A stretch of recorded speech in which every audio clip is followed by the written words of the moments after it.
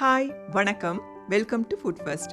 இன்னைக்கு உருளைக்கிழங்க வச்சு ரொம்ப டேஸ்டான சைட் டிஷ் ஒன்று பண்ண போகிறோம். இட்லி, தோசை, இடியாப்பம், புலாவ்னு எல்லாத்துக்குமே ரொம்ப பெஸ்ட்டான டேஸ்டான சைட் டிஷ்ஷாக இருக்கும். இது கோயம்புத்தூர் சைடில் ரொம்ப ஃபேமஸ். ஒரு டைம் செஞ்சு பாருங்க, திரும்ப திரும்ப செஞ்சிட்டே இருப்பீங்க. வாங்க எப்படி செய்யறதுன்னு பார்க்கலாம்.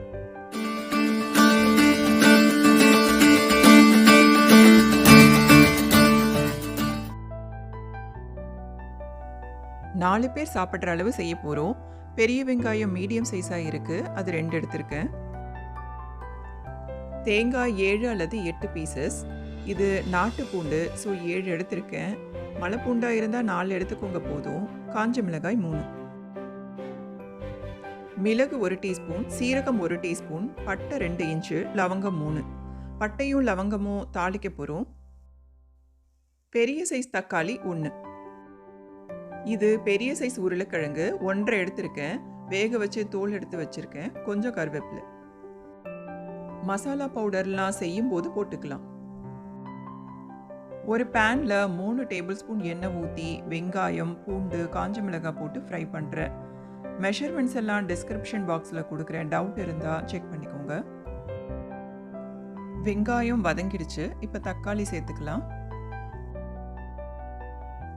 தக்காளி மேஷ் ஆகிற வரைக்கும் வதக்கிக்கலாம். இது வதங்கின பிறகு நல்லா ஆற வச்சுக்கோங்க. ஒரு மிக்ஸி ஜாரில் மிளகு, சீரகம், தேங்காய் இப்போ வதக்கி வச்சிருக்கிறதையும் சேர்த்து அரைச்சிக்கலாம்.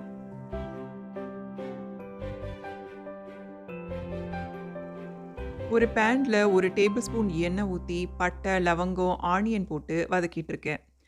நான் இதில் 1 டேபிள் ஸ்பூன் அளவு பெரிய வெங்காயம் கட் பண்ணி சேர்த்துருக்கேன். நீங்கள் சின்ன வெங்காயம் இருந்தால் 3 சேர்த்துக்கலாம், ரொம்ப நல்லாயிருக்கும்.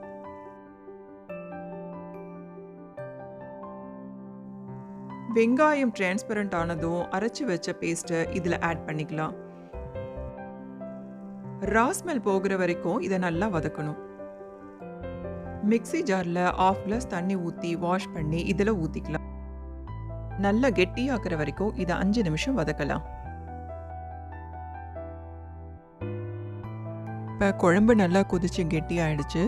நம்ம மசாலா பவுடர்லாம் ஆட் பண்ணிக்கலாம். சாம்பார் பொடி 1 டீஸ்பூன், மல்லிப்பொடி 2 டீஸ்பூன், 2மே டீஸ்பூன் ஃபுல்லாக போட்டுக்கோங்க. மஞ்சள் பொடி 1/4 டீஸ்பூன் அளவு போட்டுக்கலாம்.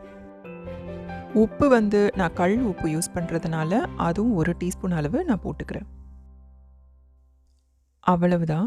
இந்த மசாலாவெல்லாம் நல்லா வதங்கணும். ஒரு 2 நிமிஷம் போல் நம்ம நல்லா வதக்கிக்கலாம். அதுக்கப்புறம் உருளைக்கிழங்கு இதில் ஆட் பண்ணிக்கலாம். உருளைக்கிழங்கை கையிலேயே நல்லா மசிச்சு இதில் நம்ம சேர்த்துக்கலாம்.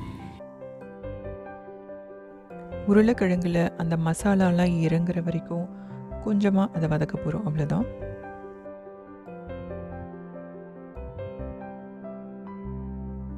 இந்த ஸ்டேஜில் நான் 1 கிளாஸ் அளவு தண்ணி ஊற்றிக்கிறேன். இது நல்ல திக்காகும். உங்களுக்கு எப்படி இருந்தால் பிடிக்குமோ அந்த அளவு தண்ணி சேர்த்துக்கோங்க. இது ரொம்ப ரொம்ப டேஸ்ட்டாக இருக்கும். ஒரு தடவை ட்ரை பண்ணி பாருங்கள். கொஞ்சம் கொதிச்சதும் மூடி வச்சு 10 நிமிஷம் லோ ஃப்ளேமில் வச்சுக்கலாம். 10 நிமிஷம் ஆயிடுச்சு. ஓப்பன் பண்ணி கொத்தமல்லியை ஃப்ளேவருக்காக ஆட் பண்ணிக்கலாம். அவ்வளவுதாங்க. உருளைக்கிழங்கு குருமா சூப்பராக ரெடி ஆயிடுச்சு. நீங்களும் வீட்டில் கண்டிப்பாக செஞ்சு பாருங்கள். ரொம்ப டேஸ்ட்டாக இருக்கும். அப்படியே சப்ஸ்கிரைப் பண்ண மறந்துடாதீங்க. தேங்க்யூ ஃபார் வாட்சிங்.